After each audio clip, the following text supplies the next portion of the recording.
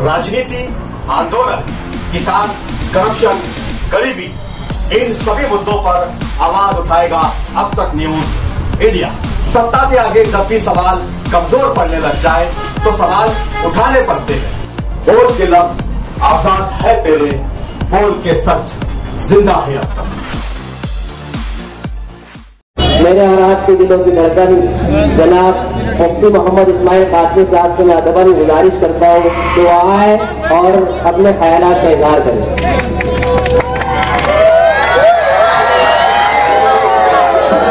उनकी तकरीर से पहले कायदे सारा व्हाट्सएप ग्रुप की जाने से मुफ्ती मोहम्मद इस्माइल कासमी साहब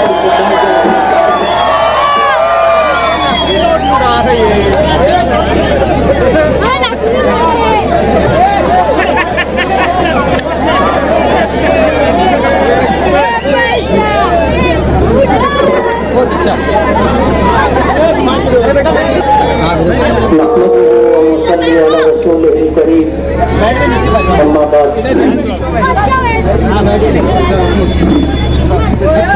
अरबी का एक मक़ूला है, अस्सायु मिन्नी वल इत्मामु मिनल्लाह, कि कोशिश करना हमारा काम है और काम की तकमील अल्लाह रब्बुल आलमीन के कब्ज़े कुदरत में। हम हमेशा अपने जलसे की शुरुआत दो शेर से करते हैं। तेरी रहमतों का दरिया सरेआम चल रहा है, तेरी रहमतों का दरिया सरेआम चल रहा है, मुझे भीख मिल रही है, मेरा काम चल रहा है, तेरे नाम का वजीफा मेरी जिंदगी का हासिल, तेरे नाम की बदौलत मेरा काम चल रहा है। आज का हमारा ये जलसा मुल्क में होने वाले लोकसभा पार्लियामेंट इलेक्शन के सिलसिले और इस इलेक्शन में उम्मीदवारी करने का हर हिंदुस्तानी को हक है। हिंदुस्तान में रहने वाला हर वो शख्स जो हिंदुस्तानी शहरी है वो इस मुल्क में ग्राम पंचायत से लेकर के पार्लियामेंट तक का इलेक्शन लड़ सकता है। आज के हालात ऐसे थे कि इन हालात में अगर मुस्लिम उम्मीदवार उन इलाकों से दिए जाते, उन लोकसभा हलकों से दिए जाते जहां 7 लाख मुस्लिम वोट है, जहां 6 लाख मुस्लिम वोट है, जहां 5.5 लाख मुस्लिम वोट है, तो वो उम्मीदवार मुस्लिम उम्मीदवार चुन करके आ सकता था।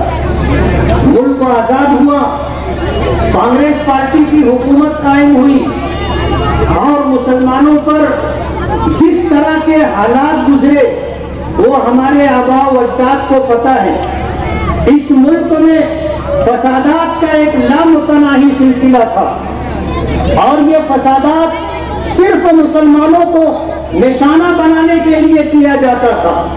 तबाही और बर्बादी होती थी तो मुसलमानों की होती थी, अमलाक लूटी जाती थी तो मुसलमानों की लूटी जाती थी, और अगर प्रॉपर्टी जलाई जाती थी तो मुसलमानों की प्रॉपर्टी जलाई जाती थी। इस मुल्क में 15,000 से ज्यादा फसादात हुए और मुसलमानों को तोड़ने की कोशिश की जाती रही। और ये वो जमाना था जब कांग्रेस पार्टी की हुकूमत थी।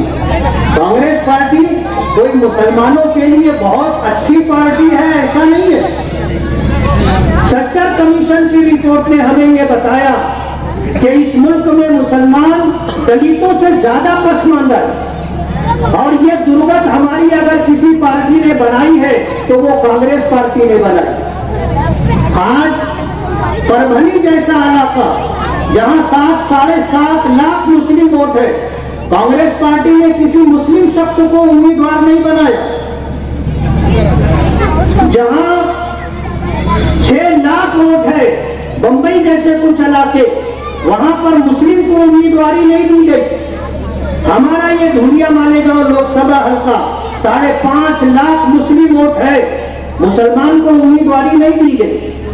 उम्रे पर जाने से पहले मैंने इस बात की वजाहत की थी कि अगर महाविकास अघाड़ी की तरफ से उम्मीदवारी दी जाएगी तो हम पार्लियामेंट इलेक्शन लड़ने के सिलसिले में सोचेंगे।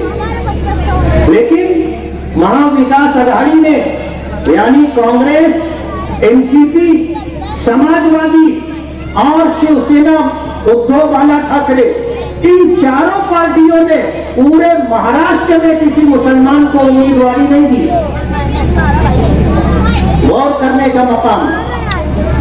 आप इससे अंदाजा कर सकते हैं कि कोई कांग्रेस पार्टी मुसलमानों का भला करने वाली हो, ऐसा नहीं। हमारे सामने दो मुसीबत है, एक बड़ी मुसीबत है और एक छोटी मुसीबत है। और हम मुसलमान हैं, साहिब ईमान है, अल्लाह पर, उसके रसूल पर ईमान रखते हैं, उसकी शरीयत पर ईमान रखते हैं। हम तो अल्लाह उसके रसूल की हिदायत के मुताबिक चलते हैं।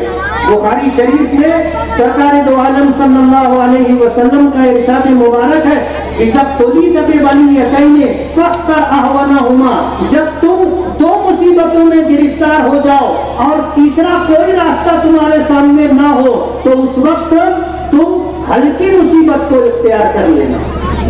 वरना आपको पता है कांग्रेस पार्टी या बीजेपी में कोई फर्क नहीं है। ये एक सिक्के के दो रुख हैं। एक हमारा खुला हुआ दुश्मन है और एक हमारा छुपा हुआ दुश्मन है। आज मुल्क के जो हालात हैं, इन हालात ने हमें मजबूर कर दिया, या यूं कहिए कि ये हमारी जरूरत बन गई। मुल्क में हमारी माँ और बहनों को बेपर्दा करने की कोशिश की जा रही है। हिजाब और बुर्के का मसला उठाकर पूरे मुल्क में हमारी इज्जतदार गैयूर माँ और बहनों को बेपर्दा करने की साजिश की जा रही है। हमारी शरीयत को मिटाने की, खत्म करने की साजिश की जा रही है। हमसे हमारी शहरियत यानी हिंदुस्तानी होने का हक छीना जा रहा है। आज हमारी मस्जिदों पर बुलडोजर चलाए जा रहे हैं। औलिया किराम और बुजुर्गों की दरगाहें भी महफूज नहीं है। हमारे मदारिस को दहशतगर्दी का अड्डा बताया जा रहा है। सीएए का कानून ला करके इस मुल्क में जो साजिश की जा रही है वो समझने की बात है। मैं आपको बताना चाहता हूं कि 2014 से 5-10 साल जो बीजेपी की हुकूमत रही है, इन्होंने इस मुल्क में सिर्फ मुसलमानों को टारगेट किया। वो कहते हैं 80 और 20। आप समझते हो 80 और 20? 80 और 20 का मतलब ये है कि 80 हिंदू, सिख, पारसी, जैन यानी तमाम वो धर्म जो इस्लाम के मुकाबले में है, वो 80 और 20 में मुसलमान। हम टारगेट है, कोई और इस मुल्क में टारगेट नहीं है। आज बीजेपी ने सिर्फ मुसलमानों को टारगेट किया और हमसे हमारी शहरियत छीनना चाहते हैं। उसके लिए सीएए का कानून लाया गया। सीएए का कानून यह है कि इस मुल्क में जो हिंदुस्तानी नहीं होगा, अगर वो दरखास्त देगा कि मुझे हिंदुस्तानी शहरियत दी जाए, तो अगर वो मुसलमान नहीं होगा तो उसको हिंदुस्तानी शहरियत दे देंगे, और अगर मुसलमान होगा तो उसको हिंदुस्तानी शहरियत नहीं देंगे। ये सीएए का कानून है। अगला कदम जो बीजेपी सरकार का है वो एनआरसी लाने का है। एनआरसी का मतलब ये है कि हर हिंदुस्तान में रहने वाले हर मुसलमान के घर तक सरकारी कारिंदे पहुंचेंगे और आपसे आपके हिंदुस्तानी होने का सबूत तलब करेंगे। आपको कागजात अपने हिंदुस्तानी होने के पेश करने पड़ेंगे। अगर किसी हमारे घर के 10 अफराद में से कोई 2 फर्द, 4 फर्द अगर मशकूक हो गया तो उसे पुलिस गिरफ्तार करके ले जाएगी और ले जाने के बाद उसे खुली हुई कैद में रखा जाएगा, जेल खाने में रखा जाएगा। फिर उनसे हमारी मुलाकात नहीं होगी। ये जो जराइम और क्राइम करने के बाद जो जेल में जाते हैं, उनसे तो मिलने की हफ्ते में 1 दिन, महीने में 1 दिन इजाजत मिल जाती है, लेकिन एनआरसी के कानून में जिसको गिरफ्तार किया जाएगा उससे उसके खानदान वाले, उसके घर वाले मुलाकात भी नहीं कर सकेंगे। बहुत मुमकिन है ले जाने के बाद जिस तरह हिटलर ने यहूदियों को खत्म किया था कि सबको ले जा करके एक ऐसी जगह डाल देते थे जहां उनको सांस भी नहीं मिलती थी और जहरीली गैस छोड़ दी जाती थी, वो सब के सब मर जाते थे। ये प्लानिंग इस मुल्क में मुसलमानों के साथ की जाने वाली है। एनआरसी के नाम पर हम लोगों को निशाना बनाया जाएगा और जिन लोगों को ले जाया जाएगा उनको अपनी बात रखने के लिए मौका दिया जाएगा। लेकिन कैसा मौका दिया जाएगा आप समझ सकते हो। हमें तो टारगेट किया गया है 80 और 20 कह करके। जिन लोगों को मशकूक करार दिया जाएगा उन्हें गैर हिंदुस्तानी करार दिया जाएगा। और जाहिर बात है फिर हमारी कहीं सुनवाई नहीं होगी। सब कुछ सीधा होने के बाद तो हमें इंसाफ नहीं मिलता। और जब किसी को मशकूक करार दे दिया जाएगा, मुश्तबा करार दे दिया जाएगा, तो फिर कोई बनाई बनेगी नहीं।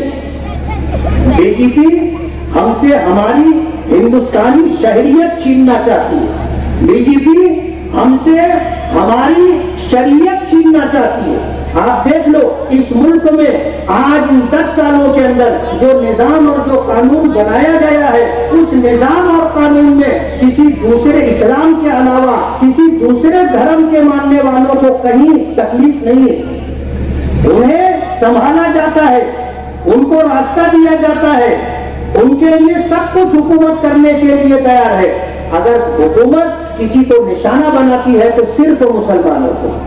आज जब ये बात कही जाती है कि अब की बार 400 के पार, तो आप समझ लो उनके अजाइम ये हैं कि अगर 400 के पार वो आ जाते हैं तो फिर इस मुल्क का दस्तूर बदल दिया जाएगा। और जब मुल्क का संविधान और दस्तूर वो अपनी मर्जी का बनाएंगे तो हम मुसलमानों के लिए उस दस्तूर में कोई जगह नहीं होगी। हमको वोट देने के दौड़ देने से भी महरूम कर दिया जाएगा। और आज हम नहीं, दूसरी सियासी पार्टियां, दलित समाज के लीडरान, हिंदू समाज के लीडरान, दूसरी सियासी पार्टी के लीडरान ये बात कह रहे हैं। हम नहीं कह रहे, हम तो उनकी बात आपको बता रहे हैं, नकल कर रहे हैं कि आज ये बात दूसरी सियासी पार्टियां जो अपोजिशन में है वो कहते हैं कि अगर 400 के पार गए तो मुल्क का दस्तूर खत्म हो जाएगा। 400 के पार गए तो इस मुल्क में यकसा सिविल कोड नाफिज कर दिया जाएगा। और 400 के पार गए तो फिर दलितों को और पसमानदा तबकात के लिए जो रिजर्वेशन है वो रिजर्वेशन खत्म कर दिया जाएगा। और दस्तूर और संविधान के मुताबिक हमें जो हक मिला है कि हम अपनी मस्जिद बना सकते हैं, अजान दे सकते हैं, बाजमात नमाज पढ़ सकते हैं, हम खतना करवा सकते हैं, और हमें यह हक मिला है कि हम मदरसे बना सकते हैं, अपने मजहबी तालीम को हम अपने बच्चों को दे सकते हैं, हम अपने मजहब के मुताबिक निकाह कर सकते हैं, हम अपने मजहब के मुताबिक तलाक को इख्तियार कर सकते हैं, हम अपने मजहब के मुताबिक विरासत तकसीम कर सकते हैं, हम अपने मजहब के मुताबिक एक दूसरे के हुकूक दे और ले सकते हैं। ये सब कुछ खत्म कर दिया जाएगा। और इस मुल्क में मुसलमानों को आज तो हम 2 नंबर के शहरी हैं। आने वाले दिनों में अगर अब की बार 400 पार ये बात अगर सही साबित हो जाती है तो फिर हम कहीं शुमारो कतार में भी नहीं रहेंगे, कोई हैसियत नहीं होगी। ऐसे हालात है। इन हालात की वजह से हमें हमारे नबी जनाब रसूलुल्लाह सल्लल्लाहु अलैहि वसल्लम का वो फरमान कि जब तुम 2 मुसीबतों में गिरफ्तार हो जाओ तो हल्की मुसीबत को इख्तियार कर लो। आज हमारे सामने रोड गटर का मसला नहीं है, बिजली का मसला नहीं है, हेल्थ का मसला नहीं है, तालीम का मसला नहीं है। हमारे सामने सबसे बड़ा मसला हमारी शरीयत का है। अगर मैं मुसलमान रह करके नहीं जी सकता तो ऐसी जिंदगी जीने से फायदा क्या? हमें हमारा ईमान अजीज है और हम अपने ईमान को अपनी जान से ज्यादा अजीज समझते।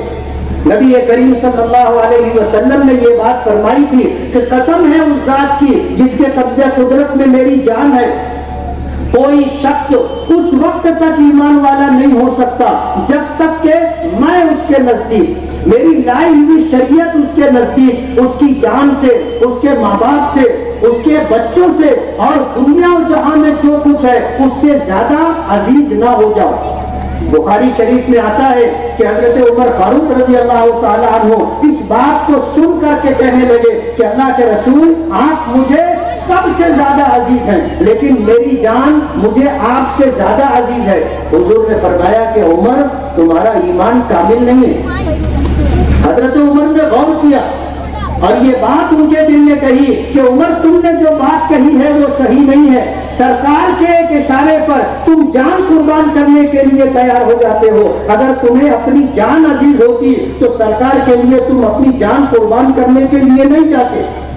हजरत उमर ने कहा कि अल्लाह के रसूल, आप मुझे अपनी जान से ज्यादा अजीज हैं। तो सरकार ने फरमाया, अन उमर, अब तुम्हारा ईमान कामिल हुआ है। तो हमें अपना ईमान अजीज है। हम कोई कांग्रेस पार्टी को उसमें सुर्खात के पर लगे हैं इसलिए उसकी हिमायत कर रहे हैं, ऐसा नहीं है।